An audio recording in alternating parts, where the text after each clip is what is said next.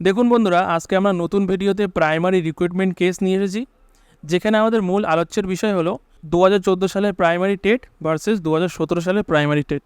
টেটের 3929 শূন্যপদ নিয়ে প্রাক্তন বিচারপতি অভিজিতের নির্দেশে না, নতুন রায় সুপ্রিম কোর্টের।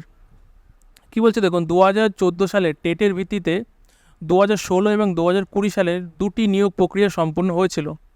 তাতে 3929টি খালি পদ রয়ে যায়। সেই পদগুলিতে নিয়োগ নিয়ে নতুন রায় দিল সুপ্রিম কোর্ট। 2014 সালের টেটের ভিত্তিতে প্রাথমিক শিক্ষক নিয়োগের ক্ষেত্রে 3929টি শূন্যপদ নিয়ে জটিলতা তৈরি হয়েছিল। সে বিষয়ে নতুন রায় দিল সুপ্রিম কোর্ট।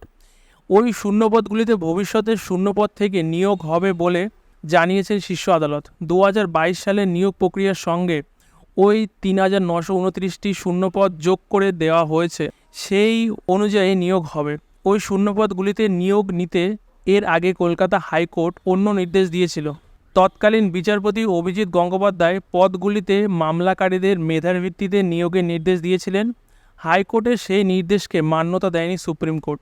2014 সালের টেটের ভিত্তিতে 2016 এবং 2020 সালের দুটি নিয়োগ প্রক্রিয়া সম্পূর্ণ হয়েছিল।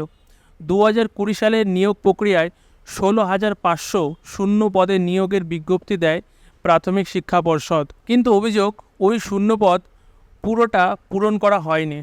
খালি ছিল 3929টি পদ। এই মামলা হাইকোর্টের তৎকালীন বিচারপতি অভিজিৎ নির্দেশ দিয়েছিলেন মামলাকারীদের মেধার ভিত্তিতে পদে নিয়োগ করা হবে, কিন্তু ওই নির্দেশকে চ্যালেঞ্জ করে হাইকোর্টের ডিভিশন বেঞ্চে যান 2017 সালের টেট উত্তীর্ণরা। তাদের বক্তব্য ছিল 2020 সালের নিয়োগ প্রক্রিয়া শেষ হয়ে গিয়েছে, ফলে নতুন নিয়োগের জন্য নতুন করে নিয়োগ প্রক্রিয়া শুরু করা উচিত। সেখানে শুধু 2014 সাল নয়, 2017 সালের টেট উত্তীর্ণদেরও সুযোগ দেওয়া উচিত। এই মামলায় হাইকোর্টের তৎকালীন ডিভিশন বেঞ্চ জানায় ওই শূন্যপদগুলির দাবিদার 2014 সালের টেট উত্তীর্ণরায়, তাই 2017 সালের টেট উত্তীর্ণরা সুযোগ পাবেন না। এই নির্দেশকে চ্যালেঞ্জ করে এরপর সুপ্রিম কোর্টের দ্বারস্থ হয়েছিলেন 2017 সালের টেট উত্তীর্ণরা। বৃহস্পতিবার এই মামলার শুনানি ছিল শীর্ষ আদালত বিচারপতি ঋষিকেশ রায় এবং বিচারপতি প্রশান্ত কুমার মিশ্রের বেঞ্চে। আদালত জানিয়েছে ভবিষ্যতে শূন্যপদের সঙ্গে ওই 3929টি পদ যুক্ত করে দেওয়া হবে, সেখানে আবেদন করতে পারবেন টেট উত্তীর্ণরা। উল্লেখ্য, সম্প্রতি রাজ্যের এসএসসি দুর্নীতি সংক্রান্ত মামলাও সুপ্রিম কোর্টে গিয়েছে। 2016 সালের এসএসসির পুরো নিয়োগ প্রক্রিয়ায় বাতিল করে দিয়েছেন কলকাতা হাইকোর্ট।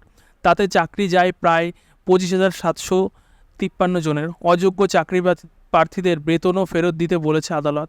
এই নির্দেশকে চ্যালেঞ্জ জানিয়ে সুপ্রিম কোর্টে যায় রাজ্য সরকার। আপাতত চাকরি বাতিলের নির্দেশ স্থগিতাদেশ দিয়েছে শীর্ষ আদালত। তার মাঝে টেট মামলাতেও নতুন রায় দিল তারা।